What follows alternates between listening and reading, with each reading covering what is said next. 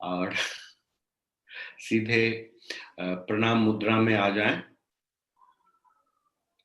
रीढ़ की हड्डी को सीधा रखते हुए 5 बार सिर्फ अपने सांस को छोड़ें।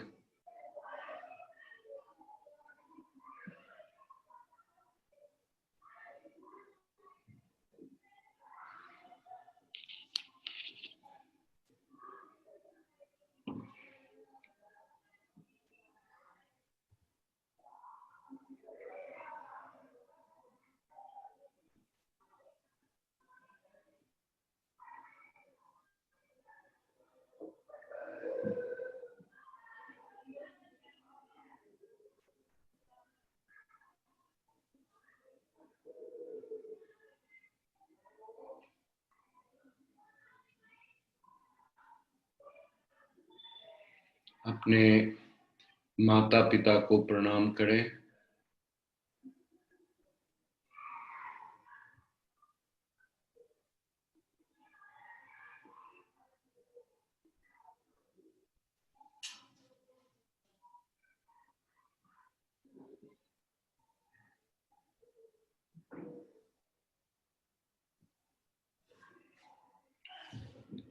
अपने पितृजन को प्रणाम करें। अपने गुरुजन को प्रणाम करें।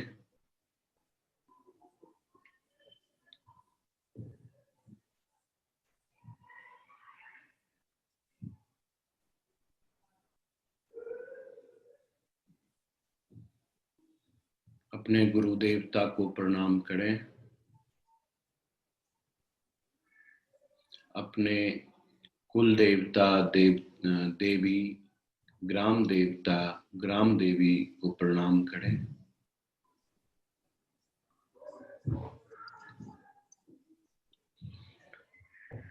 अपने शरीर के अंतर्गत 10 दुर्ग की देवी दुर्गा को प्रणाम करें।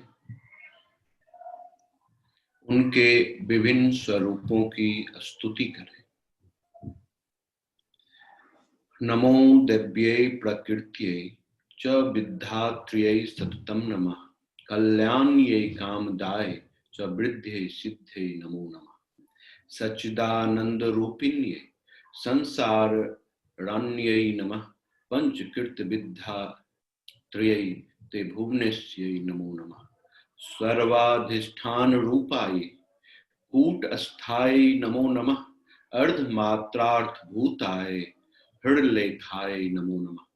ज्ञातं मया खल्मिदं त्वयि सन्निविष्टं त्वत्तो अस्य संभवलयावपि मात्यरद्यः। शक्तिश्च ते अस्य कर्णे वितत प्रभावा ज्ञाता अधुना सकल लोकमयीति नूनम्। विस्तार्य सर्वमखिलं सदस्द्विकारं संदर्शयस्य विकलं पुरुषाय काले। तत्त्वैश्च षोडशभिरेव च सप्तभिश्च भाषा भासीन्द्रजालमिव नः किलं रञ्जनाय। न त्ववामृते किमपि वस्तु गतं विभाति व्याप्यैव सर्वमखिलं त्वं स्थिता असि। शक्तिं विना व्यवहृतो पुरुषो अपस्य शक्तो बम्भन्यते जननीं बुद्धिमता जनेन। प्रणनाशि विश्वमखिलं सततं प्रभावे स्वस्तेजसा च सकलं प्रकटिकरोषि। अस्ते देवी तरसा कील कल्प काले को वेद देवी चरितं तव वैभवस्य। त्राता वयं जननी ते मधुकैटभाभ्यां लोकास्ते सुवितता खलु दर्शिता वै। नीता सुखस्य भवने परमां च कोटि यद् दर्शने तव भवानी महाप्रभावम्। नाहं भवो न च विरिञ्चि विवेद मातः को अन्यो हि वेति चरितं तव दुर्विवाभ्यम्। कानीह सन्ति भुवनानु महाप्रभावे हासन्न भवानी रचते रचना कलापे। अस्माभिरत्र भुवे हरिरन्य एव दुष्ट शिवः कमलजः प्रथित प्रभाव। अन्येषु देवी भुवनेषु न सन्ति किं ते किं विद्य देवी विततं तव सुप्रभावम्। याचे अम्ब ते अंघ्रि कमलं प्रणिपत्य कामं चित्ते सदा वसतु रूपमिदं तवैतत्। नामापि वक्त्र कुहुरे सततं तवैव सदर्शनं तं पदाम्बुजयो सदैव। भृत्यो अयमस्ति सततं मयि भावनीयं त्वां स्वामी नीति मनसः ननु चिन्तयामि।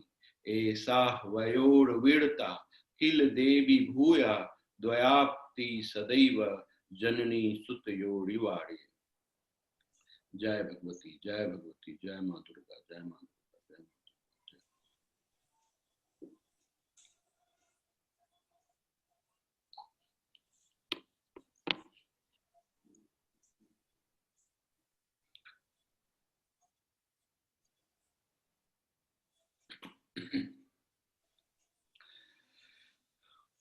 लास्ट क्लास में हम लोगों ने दुर्गा का प्रथम स्वरूप शैलपुत्री का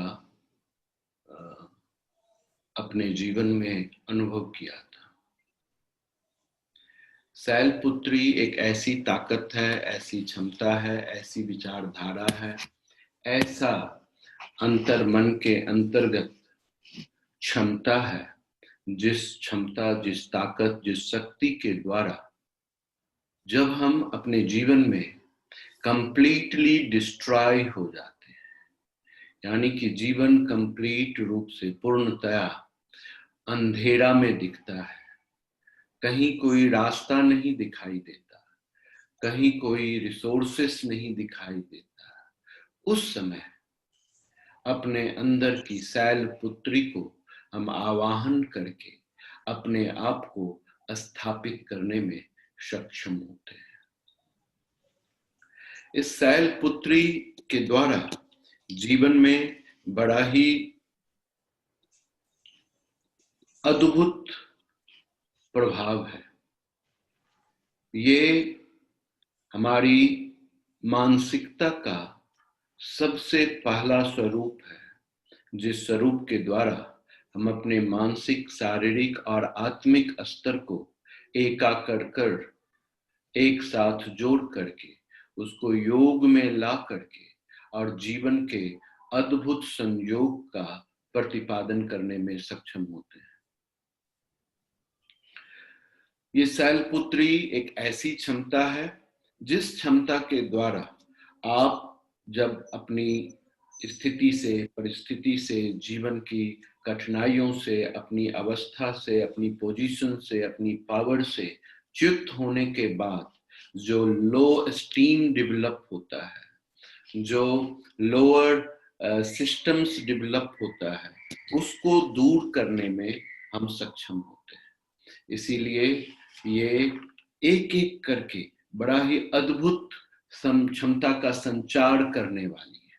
तो आपने पिछले क्लास में ये भी सीखा था कि जिसके दौरान आप बहुत ही अद्भुत बात है कि जब आप जीवन में किसी भी चीज का विक्टिम हो जाते हैं, आप किसी के द्वारा अब्यूज किए जाते हैं, आपको डिप्राइव किया जाता है आपकी ओरिजिनलिटी से मीट करने से, आपको बहुत तरह के ऑब्स्टेकल्स पैदा कर दिए जाते हैं जिसमें आपका समुचित विकास न हो सके या आपके सामर्थ्य का डेवलपमेंट नहीं हो सके। इस पर्टिकुलर टाइम के अंदर आदमी की जो मानसिक अवस्था होती है वो होपलेसनेस की होती है, ठीक है, वो कंडेमिंग होता है, वो ट्रेजिक होता है, वो बड़ा ही डिफिकल्टीज वाली होती है, फ्राइटनिंग होता है, डिसअपॉइंटिंग होती है। तो ये सब नेचर्स हमको आ जाता है, ये सारी नेचर हम में भर जाती है। हम किसी भी तरीके से अपने अंदर की क्षमता को महसूस ही नहीं कर पाते हैं कि हमारे अंदर जो शैलपुत्री है, जो हमको किसी भी सिचुएशंस में शैल की तरह अडिग रख सकता है, वो शैल की ऐसी शक्ति है जिसके द्वारा हम जितनी गहराई में रहेंगे उतनी ऊंचाई को अचीव कर सकने में सक्षम रहेंगे। जीवन की किसी भी तरह की परेशानियों के द्वारा हम अडिग रह सकते हैं, अपने आप को डिस्टर्ब नहीं होने देंगे। हम ऐसी शक्तियों को महसूस नहीं कर पाते। हम दूसरों की बातों को सुनने लग जाते हैं, दूसरे के सलाह से हम विचारगत हो जाते हैं और उन्हीं के अनुसार हम अपने जीवन को जीने लग जाते हैं। ये यथोक्ति नहीं होता, जिसमें आपको हमेशा नुकसान का ही सामना करना पड़ता है। इसके लिए सबसे इंपॉर्टेंट विजडम है सेल्फ एम्पावरमेंट की प्रक्रिया को शुरू करना। और जब तक आप सेल्फ एम्पावरमेंट की प्रक्रिया को नहीं शुरू करेंगे, तब तक आपकी क्रिया, आपका सिस्टम अच्छा नहीं हो सकता, बेहतरीन नहीं हो सकते, है ना। तो इसके लिए आपको ब्रह्मचारिणी नाम की शक्ति का अपने अंदर में उद्भव करना पड़ेगा, इवोक करना पड़ेगा, उनको क्या कहते हैं, बुलाना पड़ेगा, ध्यान करना पड़ेगा, एक्सप्लोर करना पड़ेगा, जो ये शक्ति दबी हुई है, जिस शक्ति के द्वारा आप सेल्फ एम्पावरमेंट की बात को समझ सकते हैं, सोच सकते हैं, देख सकते हैं, तभी ये संभव हो सकता है। अगर ये शक्ति आपके अंदर उद्भव नहीं हुआ इस शक्ति का, तो कभी भी आपका एम्पावरमेंट नहीं हो सकता, आपका ग्रोथ नहीं हो सकता, आप एक्सप्लोर नहीं हो सकते, आप दब करके मिट्टी के अंदर, गंदगी के अंदर कीड़े मकोड़े की तरह उधर ही सर करके खत्म हो जाएंगे, जीवन इसी में व्यर्थ हो जाएगा। तो इसीलिए ब्रह्मचारिणी का बड़ा ही अद्भुत वर्कआउट है, जो दूसरी देवी है हमारा। तो आपको पता होना चाहिए कि ब्रह्मचारिणी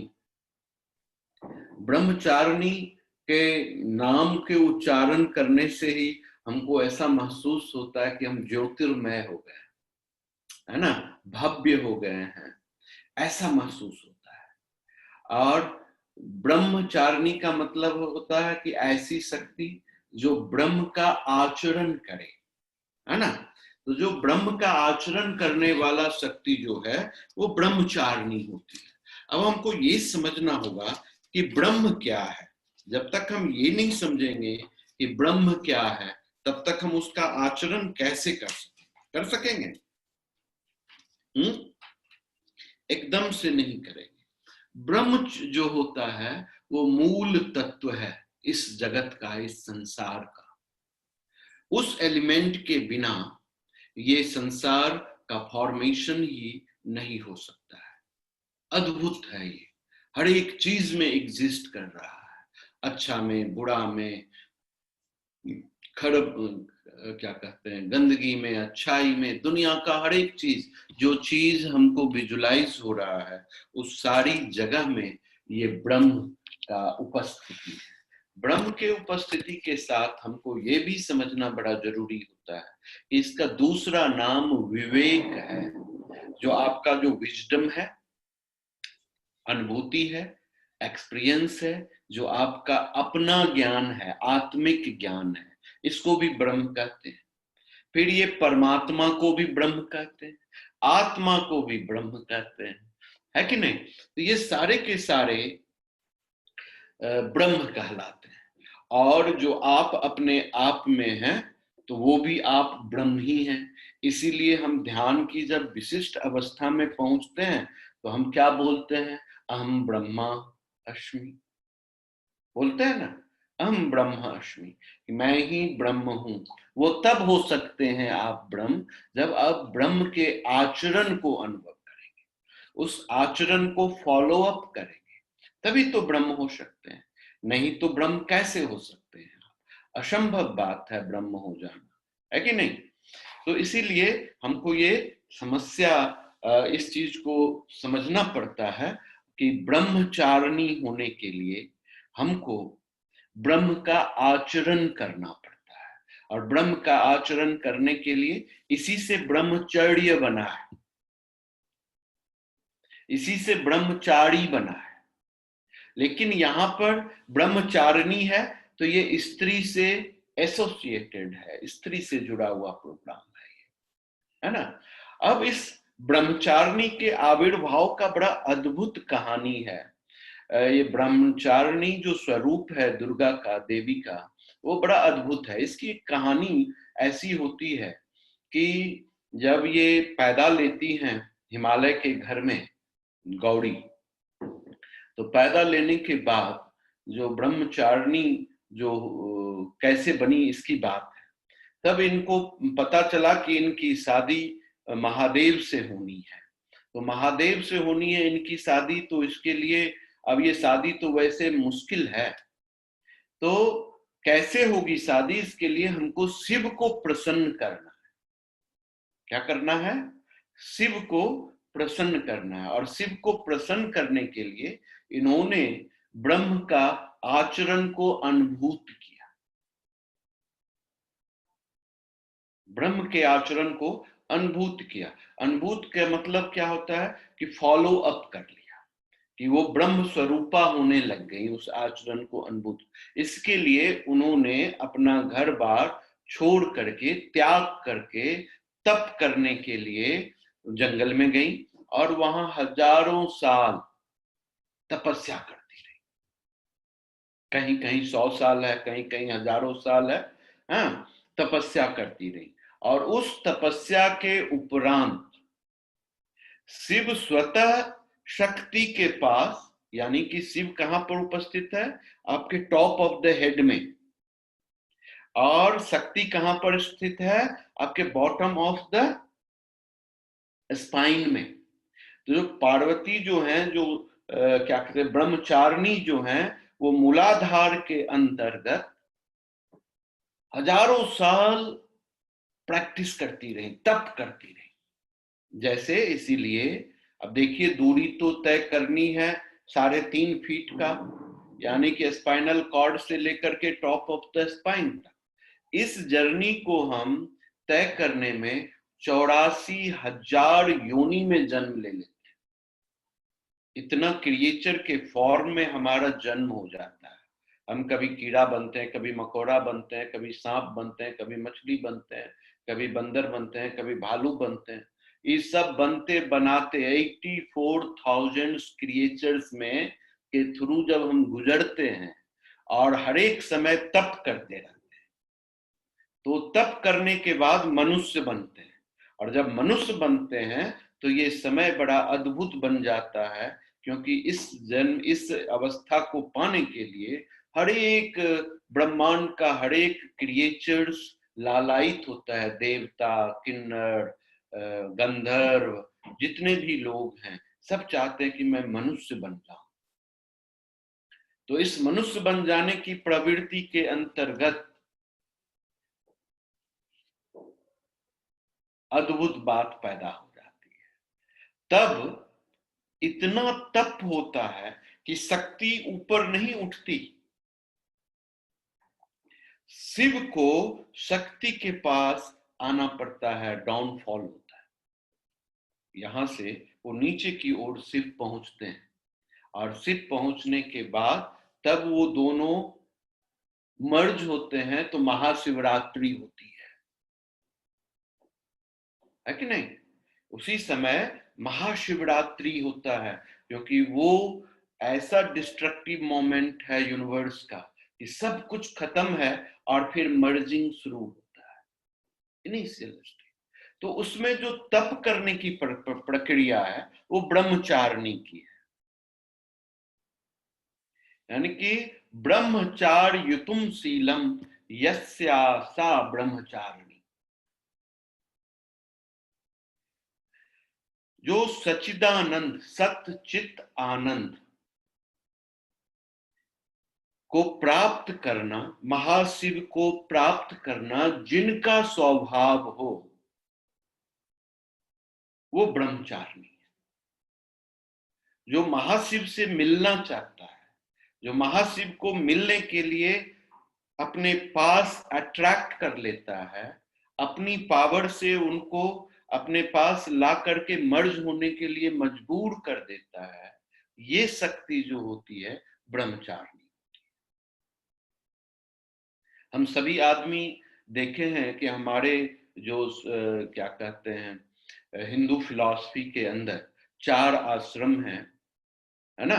ब्रह्मचर्य आश्रम है, उसके बाद गृहस्थ आश्रम है, उसके बाद संन्यास आश्रम है, वानप्रस्थ आश्रम।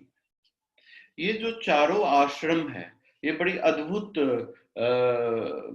प्रोग्रामिंग है, मैनेजमेंट है ह्यूमन सिस्टम का, कि ह्यूमन तो खुद ब खुद ऐसे ग्रोथ कर जाए अपने जीवन के अंतर्गत कि उसको किसी भी चीज की आवश्यकता नहीं पड़े, किसी भी एक्सटर्नल रिसोर्सेस की जरूरत नहीं पड़े, ये बात। और वानप्रस्थ आश्रम जो है, संन्यास आश्रम, उसके बाद वानप्रस्थ आश्रम, ये बड़ा ही अद्भुत स्टेज है लाइफ का। तो उसके लिए आपको सबसे पहले ब्रह्मचर्य का पालन करना होगा, तभी तो ब्रह्मचर्य आश्रम में आप रहेंगे। ब्रह्मचर्य के आश्रम के दौरान में आपको क्या करना पड़ता है? अपने घर बार को छोड़ करके गृहस्थ क्या कहते हैं, अपने गुरु के आश्रम में चले जाते हैं, गुरु से शिक्षा दीक्षा पालन करते हैं, भिक्षाटन करके। उस जमाने का ऐसा प्रोटोकॉल था, लेकिन आज के जमाने में ऐसा प्रोटोकॉल नहीं है ना। आज के जमाने में हमारा जो शिक्षा करने की जो व्यवस्था है वो अलग तरह की है। पुराने जमाने में इस तरह की व्यवस्था थी, जिस व्यवस्था के दौरान हमको सिर्फ आचरण कैसे हमारा पवित्र हो, किस तरह से सत्यता को हमारे अंदर में डेवलपमेंट हो, किस तरह से हमारा चित्त पुष्ट हो, किस तरह से हम अपने जीवन को आनंदित बना डालें, इसकी जो शिक्षा होती थी, इस बात की होती थी, जिसमें आपके चरित्र का निर्माण होता था, आप डेवलप करते थे, आपको देखने समझने और कुछ करने की क्षमता अलग तरह की हो जाती थी। तो उसी अवस्था को डेवलप करने के लिए ब्रह्मचारिणी को इवोक करना पड़ता है हमको, क्योंकि हम तो कंप्लीटली डिस्ट्रॉय से बीज के रूप में जो हमारे अंदर एक्सट्रीम क्षमता शक्ति समाई हुई है शैलपुत्री के स्वरूप में, वो जब हम इवोक करते हैं तो हमारा दूसरा स्टेप होता है। वो स्टेप क्या होता है? अपनी ताकत को और अपनी आचरण को, अपनी कैरेक्टर को, अपने सिस्टम्स को एक्युमुलेट करना, डेवलप करना, तब बात बनती है। जब हम अपनी आचरण को शुद्ध नहीं कर पाएंगे तो ब्रह्मचारिणी हम हो नहीं सकते, उस शक्ति को इवॉल्व नहीं कर सकते। तो कितना भी कष्ट का समय हो, कितना भी दुखद वातावरण हो, लेकिन आप अपने आचरण के साथ समझौता नहीं करें। एग्जाम्पल के लिए, जैसे आप सभी आदमी कहानी सुने होंगे हरिश्चंद्र का, अद्भुत कहानी। हरिश्चंद्र सपने में देखता है कि उसने अपना सारा राजपाट किसी ऋषि को दे देता है। वो ऋषि सुबह में हाजिर हो जाता है उसके राज्य में और उससे मांग लेता है कि तुमने सपने में मुझको सारा राजपाट दे देता है वो, क्योंकि उस समय के जो राजा होते थे तो बड़ा ही विशुद्ध और वचनबद्ध होते थे, ताकि हमने दे तो दिया ही है, भले सपने में ही दिया हो। तो उन्होंने उसको दे दिया। देने के बाद उनके घर परिवार में जो पत्नी थे सब बिछुड़ गए, खुद भी बिछुड़ गए। बिछुड़ने के बाद ऐसी स्थिति हो गई कि उनको श्मशान घाट में ड्यूटी करना पड़ गया। जब श्मशान घाट में ड्यूटी पर में थे तो उस पर्टिकुलर टाइम में बड़ा अद्भुत बात हुई कि उनका बेटा ही मर करके उधर आ गया किसी कारणवश। अब उनके लिए बड़ी दुविधा की बात आ गई।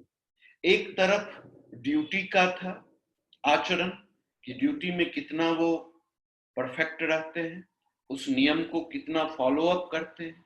दूसरी तरफ उनके अपने बेटे का दाह संस्कार करने के लिए रिसोर्सेस डेवलप करना, कैसे वो अलाउ करेंगे? ये बड़ी बड़ी कॉम्प्लिकेशन उनके कॉन्शियस सिस्टम में पैदा हो। और ऐसी सिचुएशन आ जाने के बाद भी हरिश्चंद्र ने अपने आचरण में कमी नहीं आने दिया। वो अपने बेटे के दर्द और दुख से इन्फ्लुएंस नहीं हुआ। अपनी पत्नी की रोती कलपती हुई आवाज को सुन करके भी वो द्रवित नहीं हुआ और उसने कहा कि ड्यूटी तो ड्यूटी है। अगर आपको यहाँ अपने बच्चे का दाह संस्कार करना है तो आपको तो इसका पेमेंट करना ही पड़ेगा। बिना पेमेंट किए हुए आप ये काम नहीं कर सकते। लेकिन आज हम इस स्थिति को अपने परिप्रेक्ष्य में देखते हैं तो हम कहीं भी इस आचरण के साथ ठहरते नहीं। अगर हमारा बेटा गलत कर लेता है तो फिर हम अपने बेटे की गलती को छिपाने के लिए काम में लग जाते हैं। हमारा कोई सगी संबंधी गलत कर लेता है, हम उसको छिपाने के लिए काम में लग जाते हैं। इवन दो हमारे द्वारा हम अपने किस छोटी सी बेनिफिट के लिए हम बड़े से बड़े झूठ का सहारा कर लेते हैं, अपने आचरण को खत्म कर देते हैं। तो आप अपनी उस समस्या से बाहर नहीं आ सकते। समस्या से बाहर आना है। जमीन के अंदर अगर बीज रूप में आप हैं तो जमीन को तोड़ करके ही बाहर अंकुरित होना पड़ेगा। जब तक आप अंकुरित नहीं होंगे तब तक कार्यक्रम आपका नहीं हो सकता। और अंकुरित होने के लिए आपके चरित्र का अच्छा होना जरूरी है। आपको तप करना पड़ेगा, इसीलिए इनको तपचारणी भी बोलते हैं ना। एस्टोरिटी करना पड़ेगा, सैक्रिफाइस करना पड़ेगा, कंफर्म करना पड़ेगा अपनी कॉन्शियसनेस में कि हाउ टू कम आउट। अब सोच सकते हैं कि जमीन के अंदर जो कोई बीज है उसको कैसे दिखता होगा। पूरा अंधकार ही अंधकार, कहीं से रोशनी नहीं दिख रही होगी, जबकि रोशनी कंटिन्यूअसली उसके ऊपर पड़ रही होती है। फिर भी जमीन के अंदर रखा हुआ बीज उस रोशनी से दूर रहता है। उसी तरह हमारा जीवन है। हमारे जीवन में भी अविवेक या हमारा अधर्म कर्म जो है, जो हमारे स्वभाव, हमारे आत्मिक स्वरूप के विरुद्ध होता है, जिसकी वजह से हम जमीन के नीचे दब जाते हैं। लेकिन ऐसा नहीं कि हम उससे अंकुरित नहीं हो सकते, पक्का हो सकते हैं। क्योंकि इस ब्रह्मचारिणी का यही मतलब है कि जड़ में ज्ञान का प्रस्फुरन करना। जड़ मतलब समझते हैं, जड़ और चेतन। जड़ का मतलब कंप्लीटली मूड, तम, ये तमो गुण से रहता है। जड़ का मतलब जिसमें ज्ञान नहीं हो, जिसमें प्राण नहीं हो, जिसमें शक्ति नहीं हो, मूड हो रखा है, ऐसा चीज। तो उस जड़ के अंदर, मूड के अंदर ज्ञान की रोशनी अगर जगानी हो तो ब्रह्मचारिणी का काम होता है। वैसी ही अवस्था होती है जब हम कंप्लीट डार्कनेस से बाहर निकलते हैं लेकिन अपनी शक्ति को महसूस करते हैं, शैलपुत्री का। तो ये ताकत तो होती है हमारे अंदर, लेकिन ये ताकत कैसे इंप्लाई हो, एप्लीकेशन में आए, उसके लिए ब्रह्मचारिणी की आवश्यकता होती। तो इसीलिए जो दूसरा दिन है नवरात्रि का, जो दूसरी रात्रि जो है, ये भी कहता है कि आप अपने जीवन के उस तमाम चारित्रिक अंधकार को हटाओ, प्योर हो जाओ, ब्रह्ममय हो जाओ, सत्य निष्ठ हो जाओ, सत्यता से जीवन को महसूस करो। तभी तुम्हारा चित्त स्थिर हो सकेगा। और कहाँ स्थिर हो सकेगा? तुम्हारे लक्ष्य में। तुम क्या चाहते हो अपने जीवन में? जब तक तुम्हारा लक्ष्य चित्त अनुरूप नहीं होगा, चित्त स्थिर नहीं होगा, तब तक तुम्हारा लक्ष्य तुमसे दूर ही रहेगा, वो आपके नजदीक नहीं आ सकता। कितनी भी मेहनत कर लें, हम अपने लक्ष्य से विमुख ही होते रहेंगे, दूर ही होते रहेंगे, उसके नजदीक कभी भी नहीं पहुंच सकते। तो इसीलिए ये बड़ा ही इंपॉर्टेंट विजडम है, समझना चाहिए। ठीक है, चेतना का संचार करता है ब्रह्मचारिणी, जड़ और चेतन का संयोग करता है ब्रह्मचारिणी।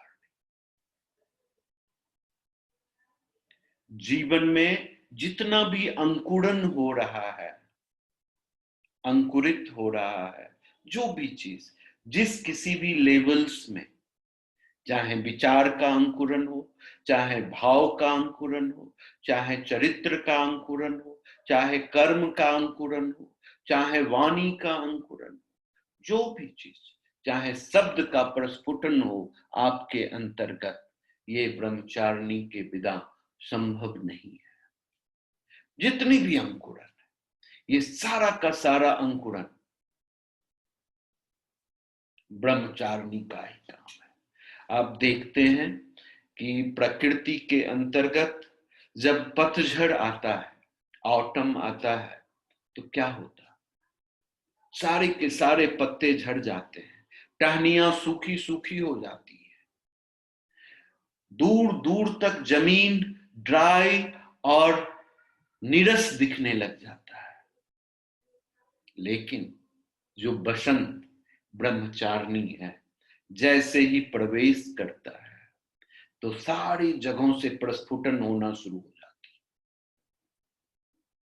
कोपले निकलने लग जाती हैं, चीजें फिर से अंकुरित होने लग जाती हैं, टहनियों में नए नए पल्लव, पत्तियां निकलने लग जाती है, पेड़ पौधा पुष्पित होना शुरू हो जाता है। यही जीवन है। आपने कभी देखा इतने वर्षों में कि पतझड़ एक बार आकर के चला गया हो, उसके बाद ना आया हो? प्रकृति का नियम है, वो बार बार आएगा और आपको बार बार प्रस्फुटित होना पड़ेगा। लेकिन इस सारी अवस्था में आप अपनी स्थिति को, स्वभाव को, प्रकृति को बदलने ना दें। शैलपुत्री की ताकत के साथ स्थिर रहें, प्रकट रहें, कन्फर्म रहें कि ये बदलते ही वसंत आएगा ही आएगा। ये कन्फर्मेशन जब हमारे अंदर होता है तो जीवन बड़ा उत्तम हो जाता है। तो ब्रह्मचारिणी जो है सो बड़ी अद्भुत है। आपको इतने सारी देवी देवताओं का सबका वाहन आपने देखा, किसी का सिंह है, किसी का कुछ है। अभी ब्रह्मचारिणी का आपने बैल देखा था वहां, लेकिन आपको शैलपुत्री का बैल देखा था वहां, वृषभ। लेकिन आपको पता है ब्रह्मचारिणी का वाहन अपना पैर है। So you have to stand yourself. आपको अपने आप खड़ा होना होगा, आपको अपने आप अपनी कदम को बढ़ाना होगा, तभी आप ब्रह्मचारिणी के साथ मर्ज हो सकेंगे। जो भी करना होगा स्वतः करना होगा, खुद करना पड़ेगा, और तभी आप कह सकते हैं सो हम, what you are that I am. Otherwise आप कह नहीं सकते, आप महसूस नहीं कर सकते, आप एक्सप्रेस नहीं कर सकते। तो इसीलिए कितनी भी कठिन समस्या आपके जीवन में है, सारी कठिनाइयों का हल किसी और के माध्यम से नहीं होता, कभी भी नहीं होता। किसी की सहायता की जरूरत नहीं पड़ती, किसी के सपोर्ट का आवश्यकता नहीं होता। सिर्फ किसकी आवश्यकता होती है? अपने पैर की शक्ति के ऊपर ट्रस्ट करने की आवश्यकता होती है, अपने चलने की प्रवृत्ति को, आगे बढ़ने की प्रवृत्ति को कंफर्म करने की आवश्यकता। तभी तो आप अपनी समस्या से बाहर निकल के आगे बढ़ जाएंगे। ये जो पैर की शक्ति है, जो हमारा जो पाद है, ये बड़ा अद्भुत बात है। जब हम इस स्वपाद से चलते हैं तो दुनिया को छोड़ते हुए चले जाते हैं। लेकिन अगर हम अपनी विचारधारा से चलते हैं, अपनी अनुभूति से चलते हैं, अपने चरित्र के अनुरूप चलते हैं, तो एक पद चिन्ह भी छोड़ते चले जाते उन लोगों के लिए जिन लोगों ने अपनी आत्म अनुभूति को महसूस नहीं किया है, जिसने सत्य का आचरण नहीं किया है, जिसने अपने आप में स्थिर नहीं हुआ है, जो खुद पर डिपेंडेंट नहीं होकर के दूसरों के ऊपर डिपेंडेंट है, उसके लिए पद चिन्ह छूट जाता है। लोग उसी पद चिन्ह पर चल करके गर्वान्वित महसूस करते हैं और कभी कभी अपनी समस्याओं से मुक्त होने में सक्षम हो जाते हैं। ऐसा जिंदगी। तो इसी तरह से हमको अपने जीवन को समझना बड़ा जरूरी है। हम अपनी दुख और तकलीफ से परेशान होने की जरूरत नहीं है। हमको रोने धोने परेशानी की जरूरत नहीं है। हमको कन्फर्मेशन की जरूरत है। किसका? कन्फर्मेशन की जरूरत है। जैसे ही हम कन्फर्म करेंगे तो ब्रह्मचारिणी आ जाएगी। और ब्रह्मचारिणी क्या कहता है? कंटिन्यूटी एंड कमिटमेंट, कि आपको निरंतर तब तक करते रहना है जब तक आप अचीव नहीं करते। इसी को एस्टुरिटी बोलते हैं, तप बोलते हैं। तप किसको बोलते हैं? डिसिप्लिन होकर के, पर्सनल डिसिप्लिन के साथ, कि आप कंफर्म करते हैं कि मुझको 6 बजे उठना है तो उठना है। अगर हमको ये चीज हम नहीं कर पा रहे हैं, 6 बजे उठने के बदले हम 7 बजे उठ रहे हैं, 10 बजे उठ रहे हैं, अपने मेंटल कंडीशंस में इस स्टेबिलिटी को डेवलप नहीं कर पा रहे हैं, तो इसका मतलब एस्टुरिटी की कमी है। आपको तपचर्या की आवश्यकता है। आपको ब्रह्मचारिणी को इवोक करने की जरूरत है। जब तक ये नहीं डेवलप होगा तब तक कार्यक्रम नहीं बनेगा। इसीलिए सेल्फ डिसिप्लिन होना ये पहला लक्षण है। फिर कमिट करना कि yes I will achieve this. ये कमिटमेंट बड़ा अद्भुत चीज है जीवन का। तो जब तक डिसिप्लिन नहीं रहेगा तब तक कमिटमेंट को अचीव करने के लिए कंटिन्यूअस एक्ट नहीं होगा। और जब कंटिन्यूअस एक्ट नहीं होगा तो फिर आप कैसे अपनी सिचुएशन से बाहर आ सकते? सोचिए, उस बीज को जमीन के नीचे पड़ा है, कभी उसके ऊपर कोई जानवर चला जाता, कभी उसके ऊपर कोई आदमी चला जाता, कभी उसके ऊपर कोई गाड़ियां चली जाती, कितना बुरा अवस्था होता है उस जमीन के अंदर पड़े हुए। ऐसा ही स्थिति है। जब हम अपनी स्थिति से गिर पड़ते हैं, फल से छूट जाते हैं, जमीन के ऊपर गिर पड़ते हैं, तो हमारी स्थिति ऐसी ही होती है। सभी आदमी हम पर हंसते हैं। हम उस सीड की तरह सोचें कि हमको कैसा महसूस होता है उस समय कि अपनी अच्छा ऊंचाई को से हम जब गिर गए हैं, कभी ऊंचे फल के साथ पैरों की ठंडी हवाओं में झूलते थे, जीवन के सर्वानंद को अनुभव करते थे, और वहां से हम गिर करके हवा के झोंकों के साथ किसी जमीन में पड़ गए, उस मिट्टी के अंदर चले गए। तो अब हमको दो चीज का दुख हो रहा है। एक तो उस हवा में झूलते हुए स्थिति को जब हमने छोड़ा, हमारा पोजीशन ड्रॉप हो गया, पावर चला गया, पैसा चला गया, स्टेज चला गया, पोजीशन चला गया, तो जितने भी फल उस जगह में थे सभी हंस रहे हैं। हमको इसकी चिंता हो रही, अरे बाप रे बाप, वो क्या कहेगा, फलामा क्या कहेगा, फलाना आदमी क्या कहेगा। अब तो हमको उसके साथ उठना बैठना भी नहीं, पोजीशन ही नहीं होता।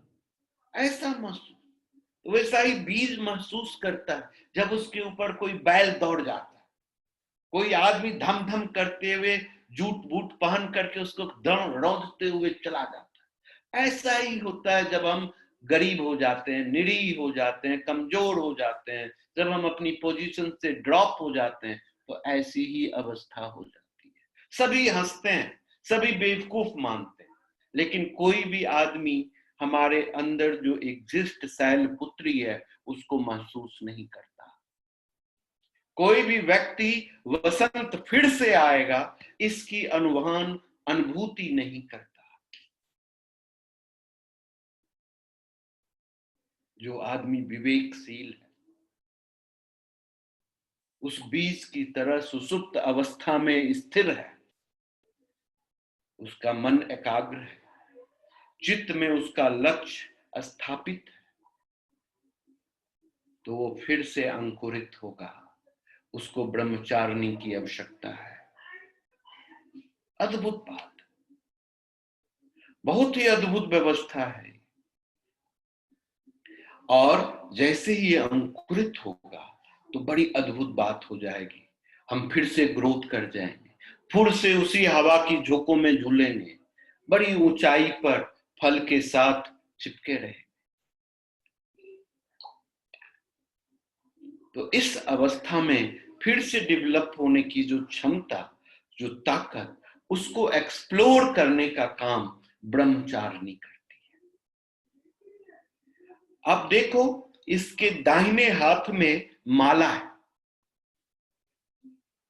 है ना? क्या है? माला। और जप माला या माला, जो भी को, माला का मतलब क्या है कि डिफरेंट डिफरेंट पावर को एक साथ जोड़ करके इंप्लाई करना लाइफ में, ये माला होता है। अब आपके अंदर क्या क्या पावर है, जब आप अपने कैरेक्टरिस्टिक्स को एक्सप्लोर कर रहे हैं, महसूस कर रहे हैं, तो आप देख रहे हैं कि आपके कर्म की शक्ति कैसी है, ज्ञान की शक्ति कैसी है, इच्छा शक्ति कैसी है, आपका पराशक्ति कैसी है, आपका कर्म शक्ति कैसी है, आप किन किन शक्तियों के साथ संयोजित। माला इसका काम करता है कि एक सोर्स में, एक सिस्टम में डिफरेंट पावर को एक्युमुलेट करके, उसको इंटीग्रेट करके और अपनी जीवन के ग्रोथ के लिए इंप्लाई करने का काम माला का होता है। बहुत अद्भुत बात है ये। आपको अगर माला के बारे में पढ़ेंगे तो बड़ा अद्भुत है। देखते हैं, उसमें एक मेरू होता है माला, जो पहला, फिर उसके बाद वो 108 बीड्स होते हैं उसके छोटे छोटे माला में। कोई 51 का होता है, कोई 108 का होता है, डिफरेंट डिफरेंट, जितना बड़ा माला बनाते हैं।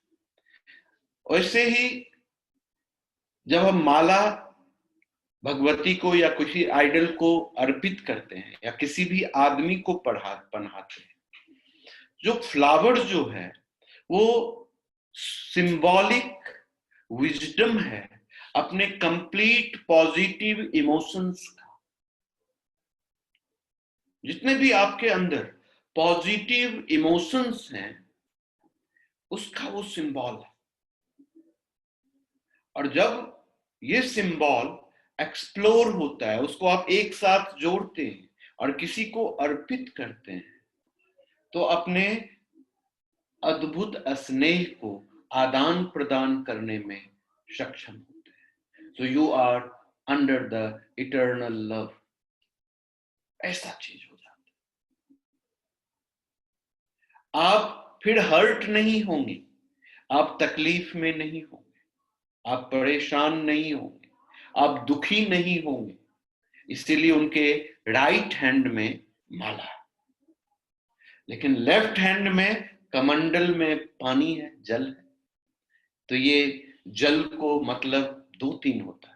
अमृत होता है, रीबॉर्न करने की क्षमता, रीजनरेट करने की क्षमता अमृत के अंतर्गत होता है ना?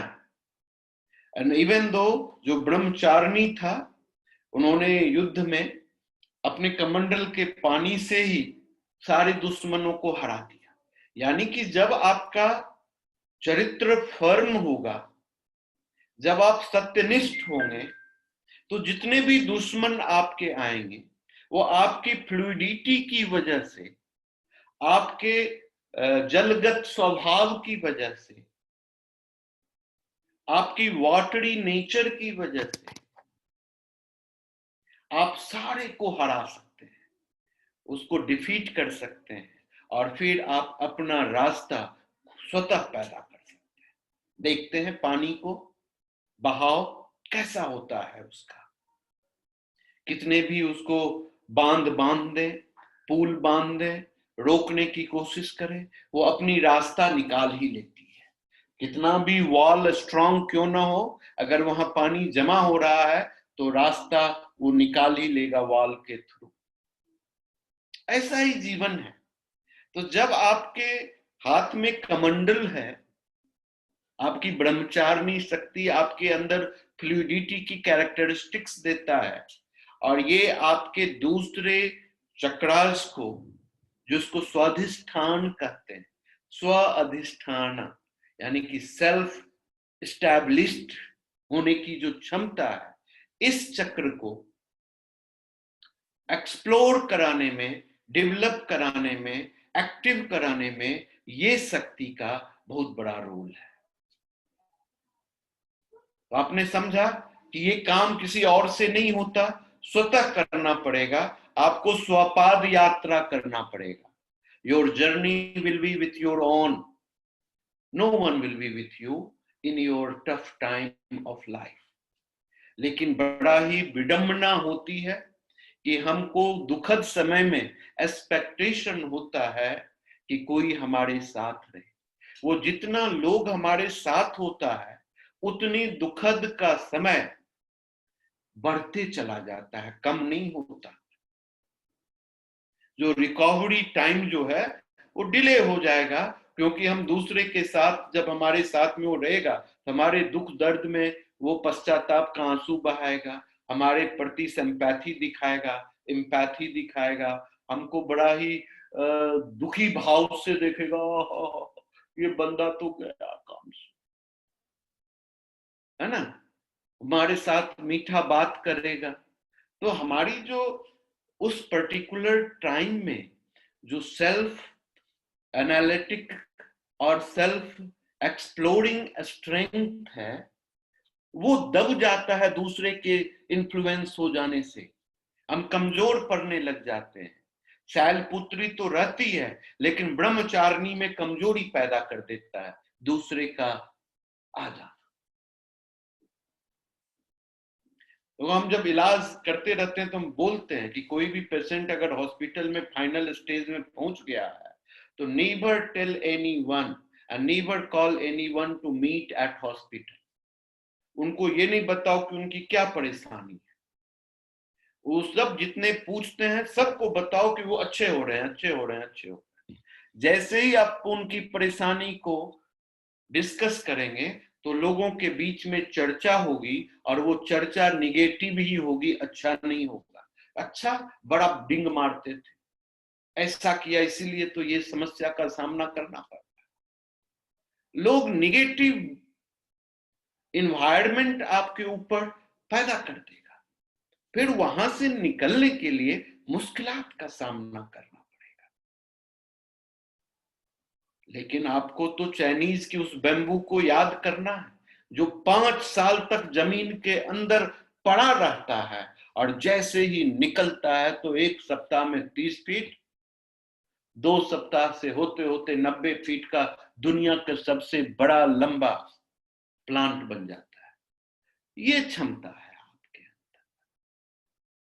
जब आप दबे हैं तो दबे हैं, लेकिन इस दबे हुए में अपने शक्ति को एक्युमुलेट करना है, उसको एक माला में पिरोने की जरूरत है, इंटीग्रेट करने की जरूरत है। आप घर में जितने ही सदस्य हैं, अगर 4 सदस्य 4 विभिन्न विचारधारा के साथ घर के अंदर में है, तो आप एक माला में नहीं आ रहे हैं, वो ब्रह्मचारिणी के विरुद्ध का काम होगा। माला में आना है, माला बनना है, इंटीग्रेट होना है, एक ही विचारधारा को पैदा कर देना है घर के अंदर। बाप बेटा पत्नी भाई जो भी है, अगर हम एक माला के अंदर पिरो गए तो हमारी शक्ति तो हमारे पास है ही। हम फिर से वसंत को देखेंगे, फिर से कुसुमित होंगे, फिर से पुष्पित होंगे, फिर से खुशबुओं को फैलाएंगे और फिर से हम अपने सदाचार के साथ जीवन को अद्भुत आनंद को अनुभव करें। कितनी कितनी आसान सी बात होती है। अब देखिए, सभी आदमी जब आप कमजोर होंगे तो रिजेक्ट कर देता है, भाई रिजेक्ट कर देता है, रिलेटिव चाचा रिजेक्ट कर देता है, गांव के समाज रिजेक्ट कर देते हैं, इवन दो पत्नी भी छोड़ देती है, कहती है बेवकूफ हो गया, अब किसी काम का नहीं है, दूसरा हस्बैंड चाहिए आज के जमाने। इवन दो पति भी पत्नी को छोड़ देता है, वो भी कहता है ये काम की नहीं है, बूढ़ी हो गई है, बल बल बल बल करती रहती है, हमको सपोर्टिंग वाइफ चाहिए, उसको रिजेक्ट करके दूसरी पत्नी से शादी कर। यही जीवन, कहीं भी वो माला नहीं बन रहा है, सभी आदमी रिजेक्ट कर देते हैं, क्योंकि ये तो गया, अब इससे क्या होने वाला है, तो अब हमको कुछ भी नहीं हेल्प करेगा, अब तो इसके पास पैसा भी नहीं है, बिजनेस भी नहीं है, शरीर भी नहीं है, कैसा सोच था, सब कुछ डिस्ट्रॉय कर लिया, अब किसी काम का नहीं है, ये कुछ नहीं कर सकता। यही भूल होती है सराउंडिंग्स के द्वारा,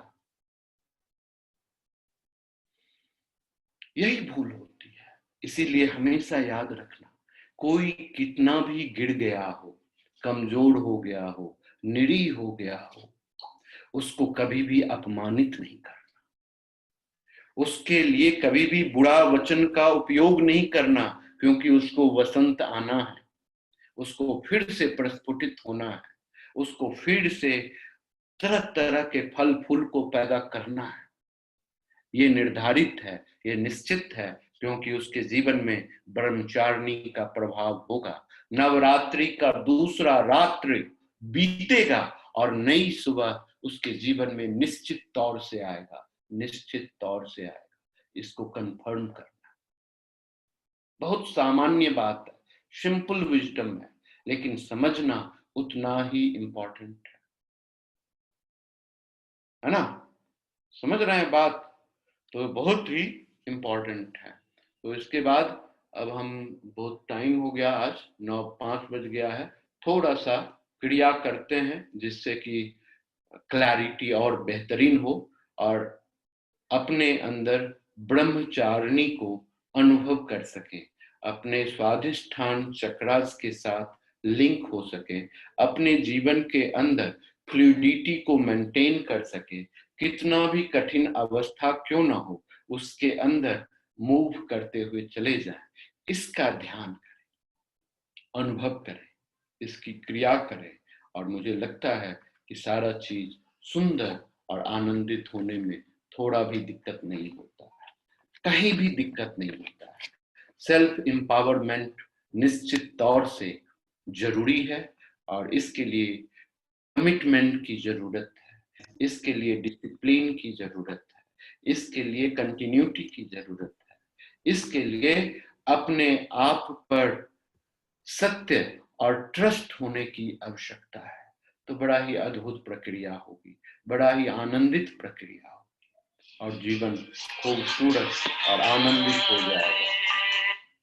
सर थोड़ा क्लास ऑन है मेडिटेशन का, खत्म करके ज्वाइन करते हैं।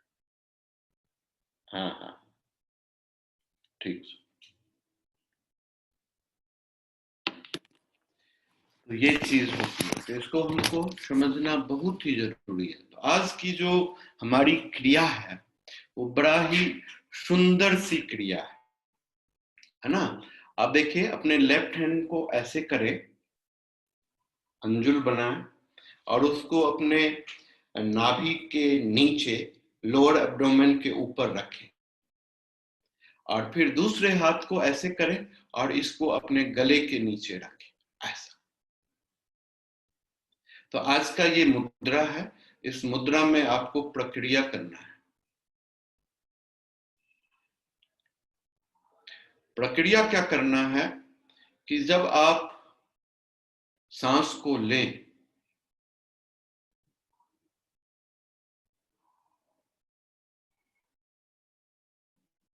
लेने के बाद सांस को रोकें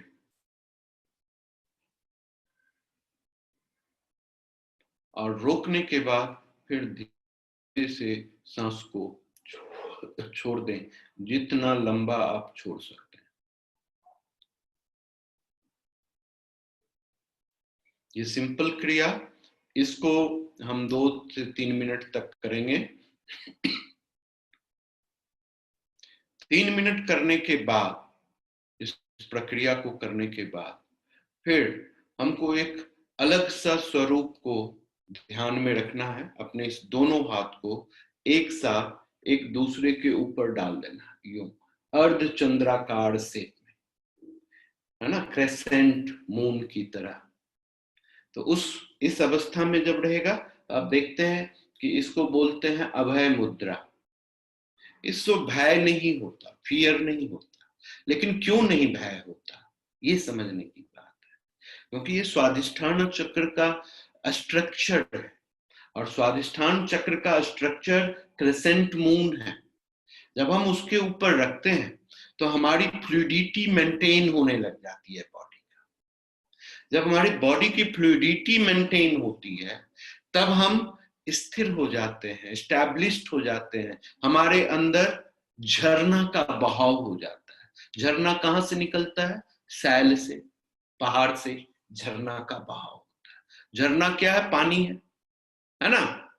तो जब इस अवस्था में आप पहुंचेंगे, पहुंचने के बाद आपके अंदर आपके स्ट्रीम का, एनर्जी का जो स्ट्रीम है आपके अंदर, जो आपकी क्वालिटी है माउंटेन की, उसके सेंटर से वो एक्सप्लोर होगा, झरना का बहाव हो जाएगा आपके जीवन के अंदर। तो जब आप इतने आनंदित स्थान अवस्था में रहेंगे, अपने इस सशक्त क्षमता से महसूस करते रहेंगे, तो डर फिर किस बात की? डर तो लगती है कमजोरी से, वीकनेस से, और डर तो लगती है अपनी पावर पोजीशन से लूज करने से। डर तो लगती है कि अपनी व्यवस्था से हम गिर न पड़े उसकी।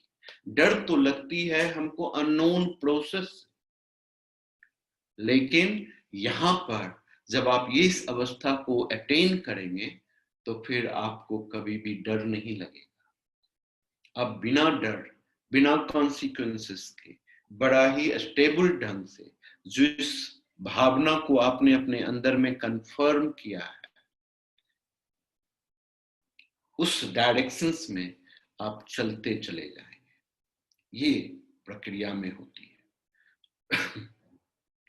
तो आज जब आप ऑब्जर्व करेंगे, तो ऑब्जर्व करने का आज प्रोग्राम थोड़ा सा डिफरेंट है। 7 टाइम्स, 7 स्टेज में ऑब्जर्वेशंस। पहली बार जब आप इस पोस्चर में आएंगे ऑब्जर्व करने के लिए, तो अपने ब्रीथ को अंदर जाने देंगे।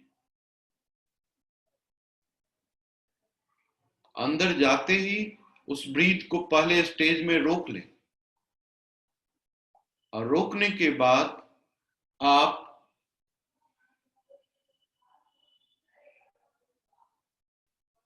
वम को महसूस करेंगे कि आपके लोअर एब्डोमेन से वम की साउंड ऊपर उठ रही है, और आपके फोरहेड के ऊपर अर्धचंद्र का स्वरूप धारण कर ले। आपके हेड के ऊपर चंद्रमा बन रहा है। इसको ध्यान करना है 7 बार। जब ये 7 बार हो जाए तो प्रक्रिया मजेदार हो जाएगी, ठीक है। और ये 7 बार करने के बाद इसमें तीसरा स्टेज है कि तब कुछ भी नहीं करना है, जो हो रहा है उसको होने देना है। तो पहला प्रक्रिया सांस लेने हैं, रोकने हैं और सांस को छोड़ देना है। दूसरा प्रक्रिया जब पोजीशंस बदल देने हैं, अभय मुद्रा में आ जाना है। आने के बाद सांस को लेना है, सांस को रोकना है। रोकने के समय अब ये महसूस करना है कि वम जो है तो हमारे स्वादिष्ठान चक्र लोअर एब्डोमेन से उठ रहा है ऊपर की ओर, और वो आकर के हमारे हेड में मून का स्वरूप गेन कर रहा है, मून बन रहा है। और फिर जब हम सांस छोड़ेंगे कि भाई मून श्रिंक होगा और फिर नीचे की ओर उतरते हुए अपने जगह स्वादिष्ठान में पहुंच जाएगा। ये दूसरी प्रक्रिया। तीसरी प्रक्रिया आपके रिमाइंड के लिए कुछ भी नहीं करना, just be there, be aware of your self, be aware of your strength, be aware of your power, be aware of your truthfulness, be aware of your own love, be aware of your own लक्ष्य, target, goal, what exactly you want to be, how you will come out from the segments of earth, है ना। जो पहला जो हमारा जगह है मूलाधार, वो अर्थ है। अब उसके सेगमेंट में से आपको बाहर निकलना है, स्वादिष्ठान बनना है, पानी में आना है, फ्लूइडिटी में आना है, अपनी रास्ता अपने ढूंढने की क्षमता को एक्सप्लोर करना है, यही काम। तो जो व्यक्ति अपने जीवन में अपनी रास्ता खुद से ढूंढ लेता है तो समझ जाओ कि उसका स्वादिष्ठान जागृत। जो आदमी अपनी रास्ता को नहीं ढूंढ पाता, उसका स्वादिष्ठान जागृत नहीं।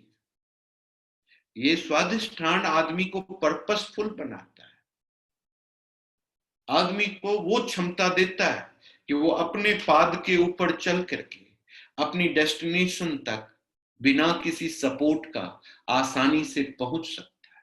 ये बात होती है ना। तो चलें अब हम शुरू करें आज की प्रक्रिया, नहीं तो आप लोग बोर हो जाएंगे, आप लोगों को लेट हो जाएगा दूसरे कामों, है ना। तो चलिए पोजीशन ले लेते हैं। बड़ा सुंदर सा पोजीशन है। लोअर एब्डोमेन में ये हाथ, लेफ्ट हैंड, राइट हैंड हमारे थ्रोट के पास में, है ना। ये थ्रोट का जो जगह है, यहां से अमृत और विष दोनों ही हमारे अंदर एक एक्सट्रीम फ्लूइडिटी के साथ नीचे उतरता है। अमृत भी उतरता है और विष भी उतरता है। तो ये हाथ यहाँ लगाने का यहाँ यही मतलब है कि जो विष जो है वो सेल्फ एब्जॉर्ब हो जाए और अमृत को ही नीचे की ओर उतरने का इजाजत हो जीवन में। समझ रहे हैं। और जो यहां से अमृत नीचे की ओर उतरेगा वो बाएं हाथ के नीचे वहां जमा होगा, है ना। समझिए, देखिए जितना भी वर्कआउट है वो बड़ा ही विधिवत है, सिंबॉलिक है। उस सिंबल को समझना जरूरी है कि उस सिंबल का मतलब क्या है, उसकी विशेषता क्या है, वो ऐसा क्यों कहा गया है, क्यों किया गया है। अगर हम उस सिंबल को नहीं समझेंगे तो पूरा रात, पूरा दिन, पूरा लाइफ माला फेरते फेरते मर जाएंगे, तो भी वो सिंबल समझ में नहीं आए।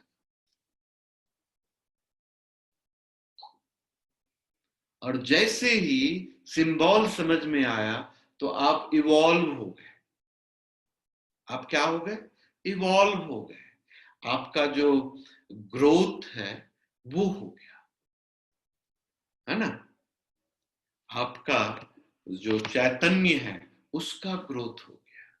कितना बड़ा बात हो जाती है। चलिए, तो फिर हम आज की प्रक्रिया करते हैं। बहुत सुंदर प्रक्रिया है, तो बड़ा मजा आता है इसको करने में। आसान है, बहुत कुछ करना नहीं पड़ता है, सिंपल है, लेकिन कॉन्शियस रहना है, तभी तो तप होगा। इतना भी काम अगर 3 मिनट के लिए भी अगर हम सिंसियरिटी दिखा देते हैं तो देखिए ये तप कितना बड़ा चमत्कार कर सकता है आपके अंदर, आप कल्पना नहीं कर सकते।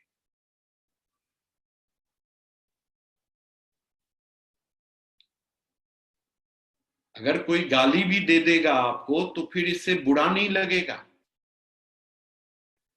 कोई आपके साथ गलत व्यवहार भी कर देगा तो आपको बुरा नहीं लगेगा। ये कितनी बड़ी क्षमता की बात है, आदमी के अंदर डेवलप होने की बात है।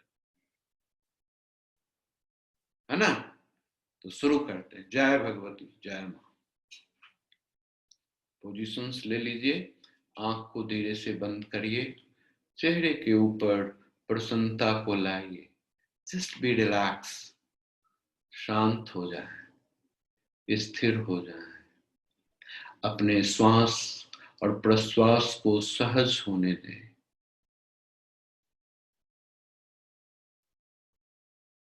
महसूस करें कि आप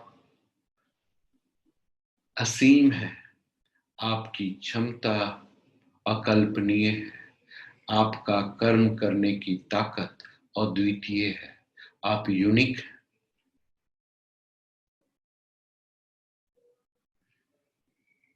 आप सत्यनिष्ठ।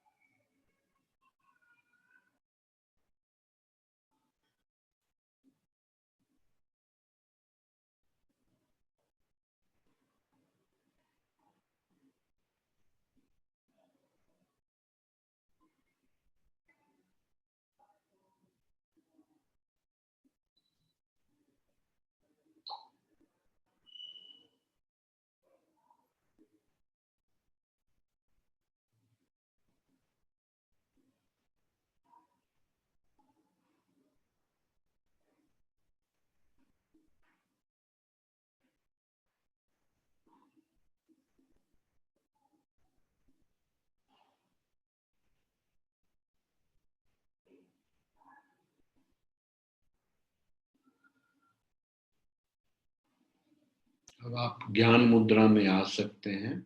अपने इंडेक्स और थंब को टच करते हुए दोनों थाई पर दोनों हाथ रख सकते हैं, या नहीं तो सेम पोजीशंस में भी रहते हुए just be aware of yourself, witness of your own consciousness.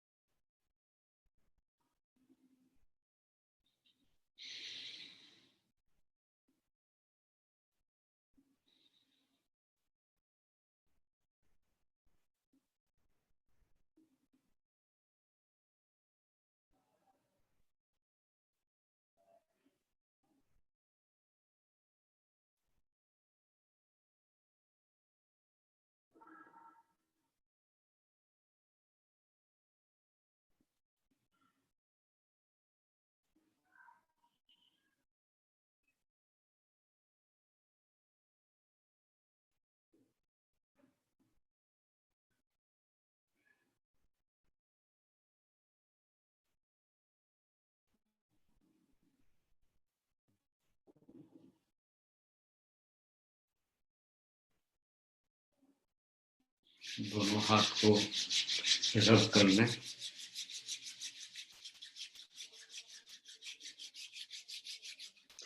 गर्दन के पीछे वाले भाग को राइट हैंड से टच करें और लेफ्ट हैंड से अपने लोअर एब्डोमेन को टच करें।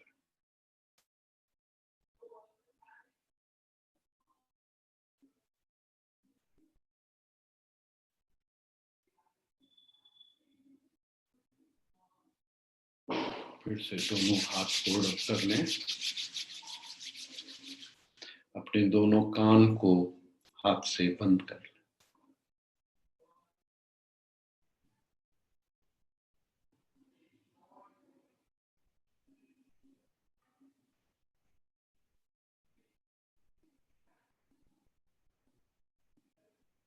फिर से दोनों हाथ रब कर लें। अपने फेस के ऊपर हाथ रखें।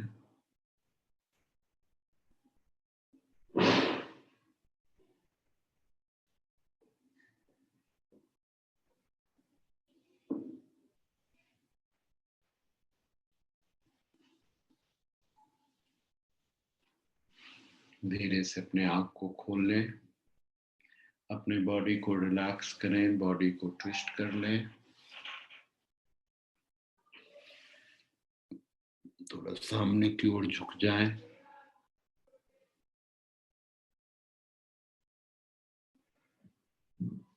पाँव को रिलैक्स कर लें।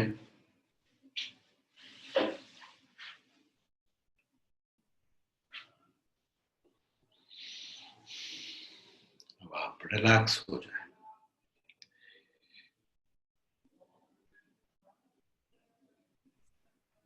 ये हमेशा याद रखें कि लाइफ में किसी भी सिचुएशंस में उससे बाहर निकलने की फिजिबिलिटी और परमिटिंग एबिलिटी हमारे अंदर होती ही होती है।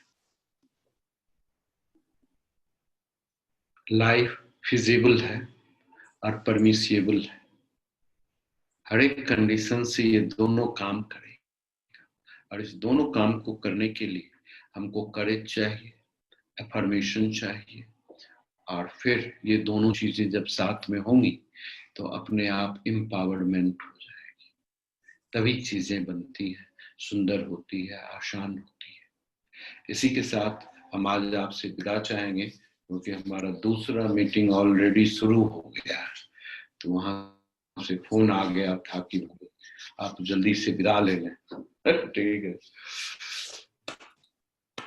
बहुत बढ़िया, बहुत आनंद, मजा आ गया। प्रणाम सर। जय सर। Thank you sir. प्रणाम। जय हो। जय हो सर। Thank you sir.